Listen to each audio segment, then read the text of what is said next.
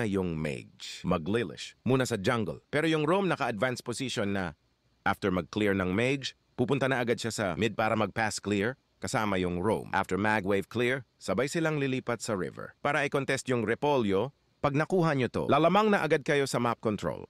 Bakit ito mahalaga? Ang Little Wanderer ay nagbibigay ng early XP at gold.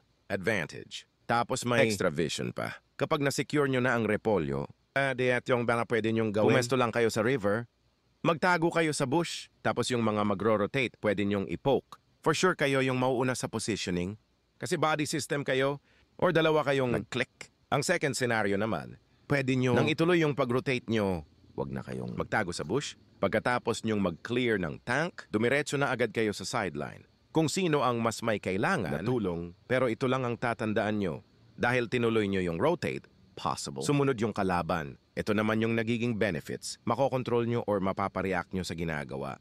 Nyo yung kalaban. For sure. Susunod yan. O kaya kayo naman yung pwede nilang abangan sa river. Kaya kung babalik kayo sa mid lane, iikot kayo. O kaya papaunahin mo muna yung roll mo. At kapag nakabalik na kayo sa mid lane, ituloy nyo pa rin ang body system. Mag-pass clear kayo para ma-poke nyo yung mga dadaan na kalaban. At ang isa pang option, pahila. Neo sa jungle. Neo yung turtle. At kayong mag-body. Magantay kayo ng mga dadaan. Tapos isa lang dapat yung target nyo kung sino yung mais. Nang roam, yun ang i-skillan. Ang mage, body system talaga para mas synchronize at mas solid. Yung damage na maibigay-bigay. At kapag ganito, yung ginawa nyo, high chance manalo kayo sa turtle fight. Kasi may napoke agad kayo. O hindi kaya. Kahit hindi nyo makuha yung turtle, may chance pa rin kayong makapick up. Kasi nga isa lang yung target nyo, yun yung halaga ng body system.